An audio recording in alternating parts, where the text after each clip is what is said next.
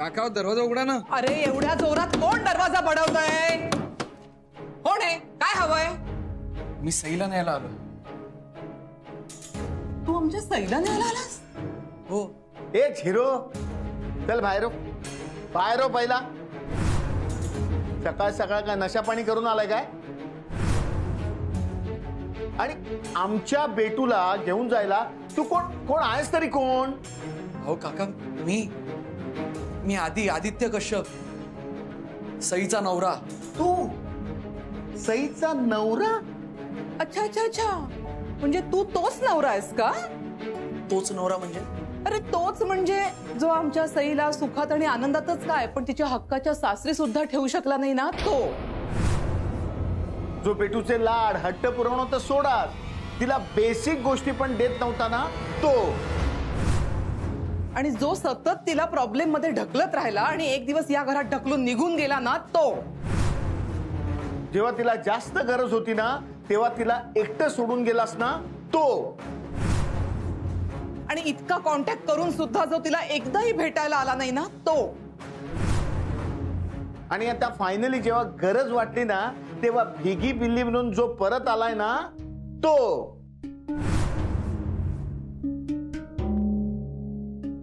तोच नवरा आहेस ना तू? आता बोलती का बंद झाली तुझी? हा, आता तुझे ना हे कान खोलू नये.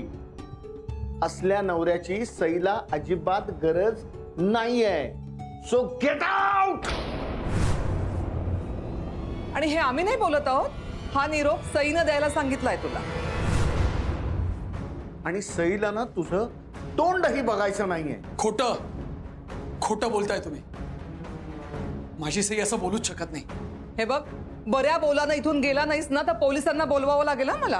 हा, नाही, बोलवा ना पोलिसांना.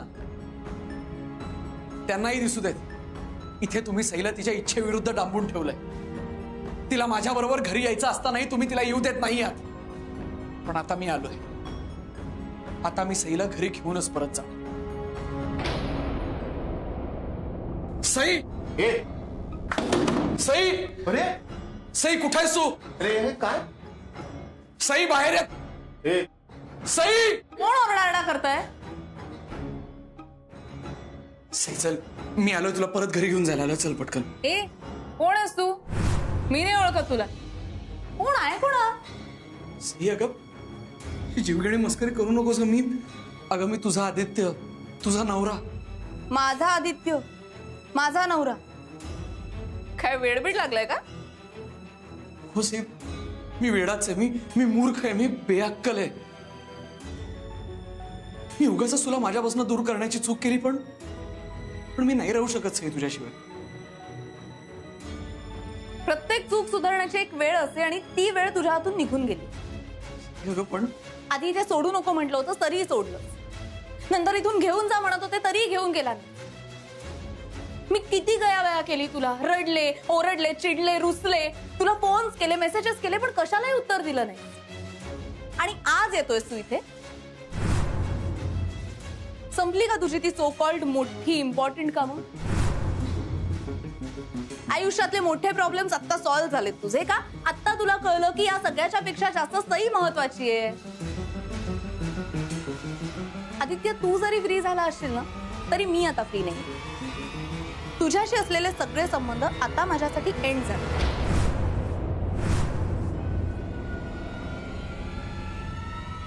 आपल्यात नवरा बायकोचं नातं तर सोडच, पण साधी मैत्री किंवा प्रेम सुद्धा उरलं नाही.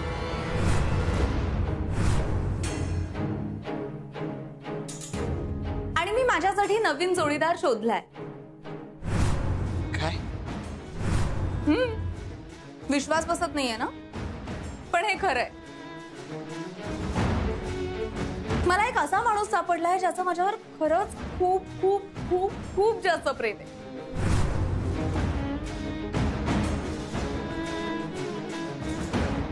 तो माझी फक्त काळजीच घेत नाही, तर माझी काळजी घेण्यासाठी तो नेहमी अवेलेबल होता, अवेलेबल आहे आणि अवेलेबल असणार आहे. आता सुद्धा हाक मारली ना त्याला तर धावत धावत येईल इथे. सुयश,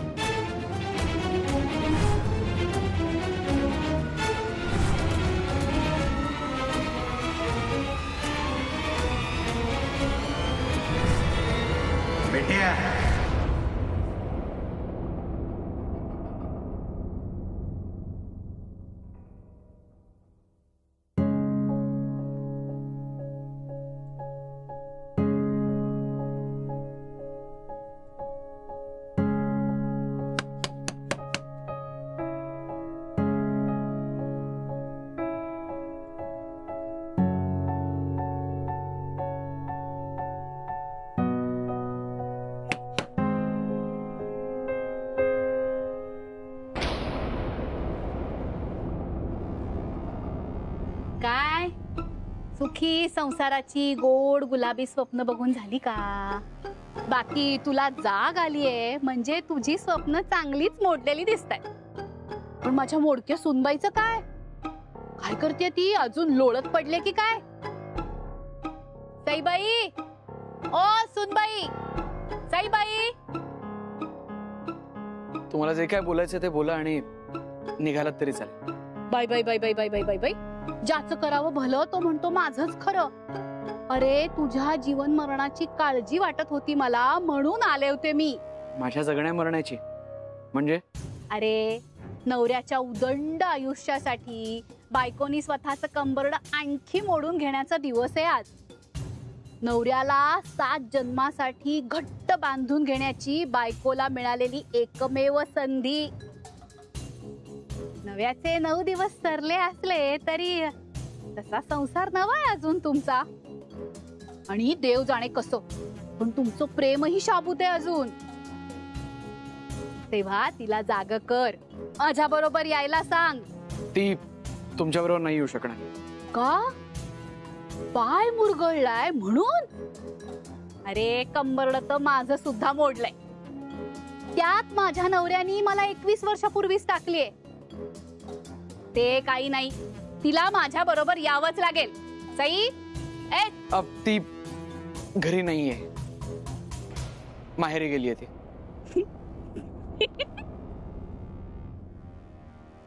हो का? शेवटी माझंच म्हणणं खरं ठरलं हो. मला माहितीच होतं ही मुलगी काही जास्त दिवस टिकायची नाही. अरे या आजकालच्या पोरी आमच्यासारख्या पतिव्रता थोडीच असतात. त्यातून ही तर श्रीमंता घरची पोर. त्यामुळे प्रेमाचा बहर ओसरला की तिचे डोळे उघडणारच होते. आणि ब्रह्मेंचं 18 विश्व दारिद्र्य तिला दिसणारच होतं. आता तर काय ब्रह्मेंच्या 18 विश्व दारिद्र्याला लाजवेल अशी परिस्थिती झाली आहे तिची. तेव्हा ती तिच्या राजेशाही माहेरी परत जाणार हे तर ठरलेलंच होतं. पण काय रे तुझं कसं होणार आता? म्हणजे तुझा पैसा तर आता तुलाच कमवावा लागणार. आणि दिवसभर मरमर करून आल्यानंतर रात्री एकट्याने रांधून एकट्यानेच खावं लागणार. बैजू बावरा होणार बघ तुझा अगदी. झालं तुमचं? हे काय तुम्हाला वाटतंय तसं काहीच घडत नाहीये. सई कायमची नाही गेली. तिच्या पायाला लागलंय त्यामुळे ती काही दिवसांसाठी तिच्या आई वडिलांकडे गेली. ती बरी झाली की येईल परत लवकरच. असं होय? बर बर बर. पण काय रे येईल ना ती परत नक्की? नाही म्हणजे कायमची माहेरीच तर नाही ना राहणार. मग दुसरा साथीदार तर नाही ना शोधणार. बाई ग बाई बाई बाई बाई बाई.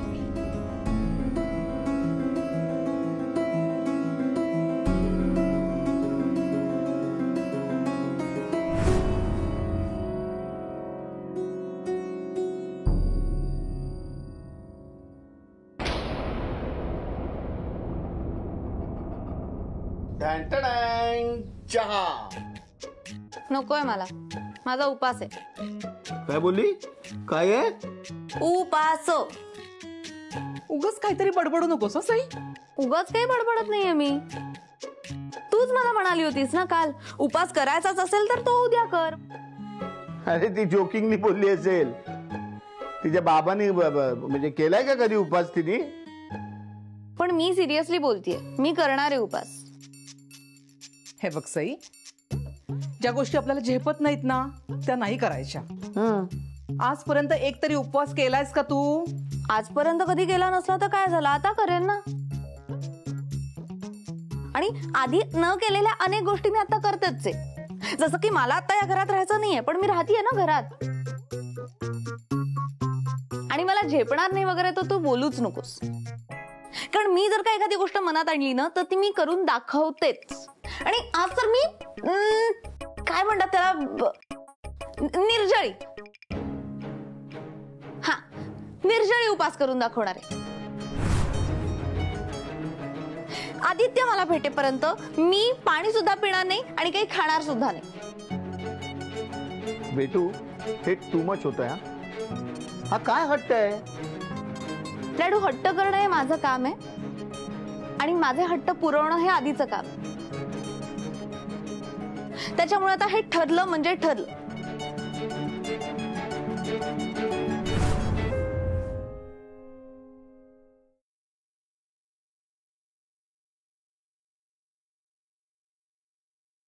बंधू बंधू बंधू बंधू बंधू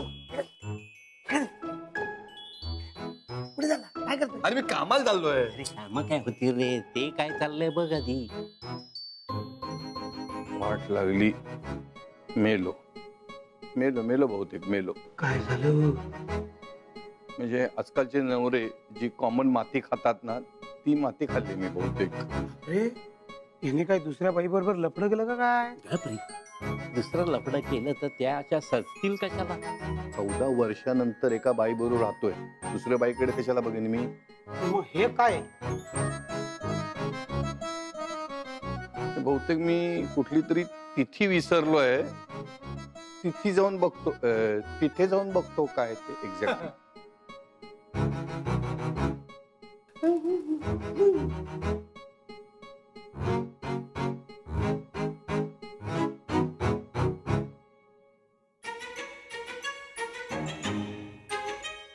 गुल्लू.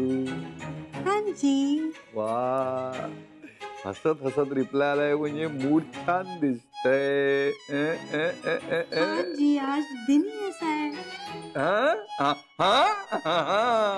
आपको नहीं पता? हमें पता है. आज हमारी गुल्लू का बर्थडे नहीं है. तेच तर सांगतोय.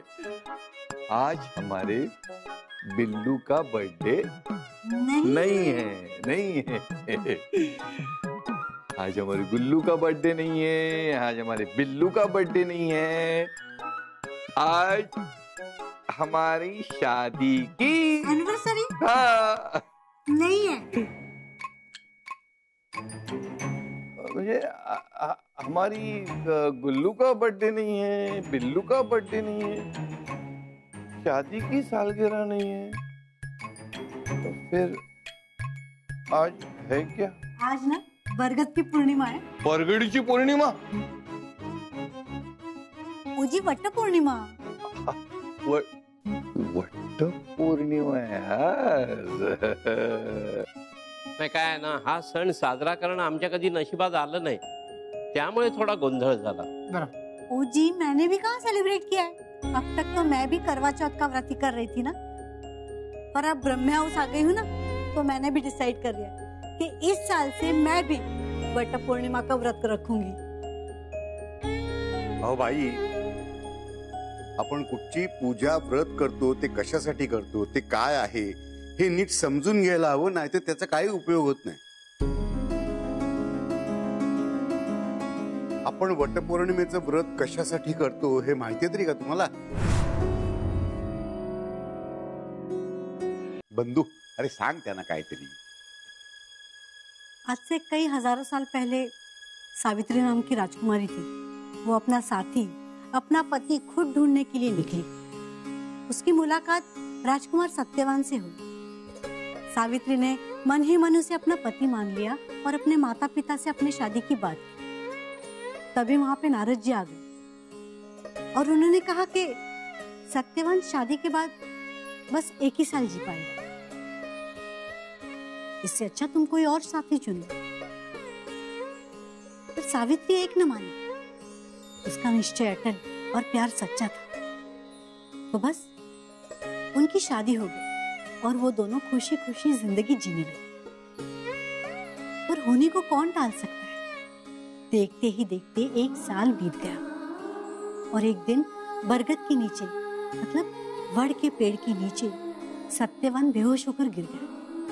उसी पेड़ के नीचे सावित्री सत्यवान का सर अपने गोद में लेकर बैठी रही, उसे होश में लाने की कोशिश करती रही. और उसके जाने का समय आ गया था, इसलिए यमराज भी आ गए उसकी आत्मा ले जाने के लिए. कोई आम औरत होती तो डर जाती, और वो तो सावित्री थी। उसने अपने सत्यवान को थाम लिया और यमराज से लड़ पड़ी। सावित्री का सच्चा प्यार और पक्की जिद देखकर यमराज ने भी हार मान ली। यमराज ने सत्यवान के प्राण लौटा दिए और उसी वड़ के नीचे सावित्री के गोद में सत्यवान मरकर फिर जिंदा हो गए।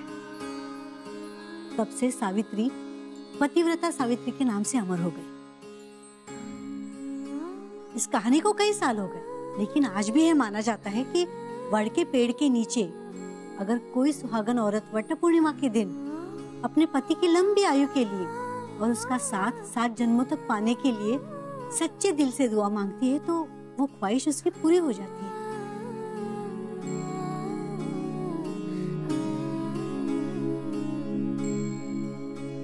क्यों दादा, मैंने सब सही कहा ना? गलती तो नहीं की? दादा, इस घर में, यहाँ के लोगों में, इस घर के कायदे कानून रीति रिवाज हर एक चीज में घुल मिल जाना चाहती हूँ मैं, और उसके लिए मैं हर दिन हर पल कोशिश कर रही हूँ और करती रहूंगी दादा। सावित्री की तरह मैं भी अपनी जिद पे अड़ी रहूंगी। अब आप भी जिद छोड़ दीजिए। आपके दिल में जो भी गिले शिकवे हैं वो दूर करके मुझे भी आप लोगों की तरह इस परिवार का, इस घर का हिस्सा मान लीजिए।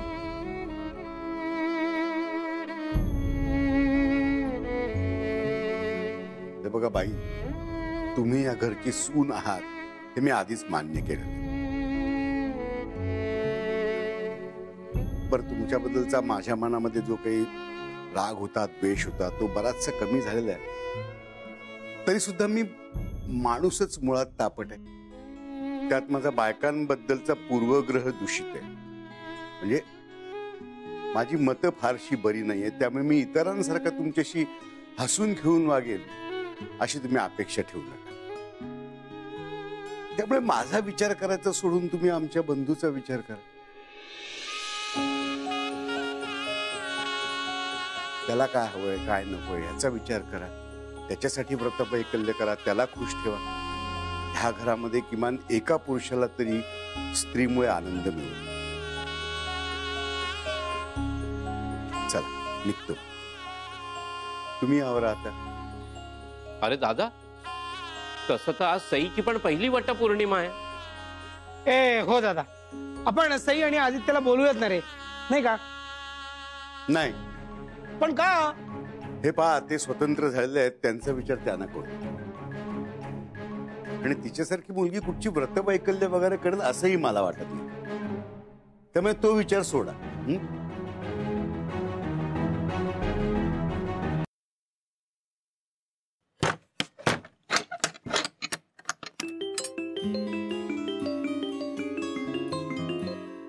हा बोल सई।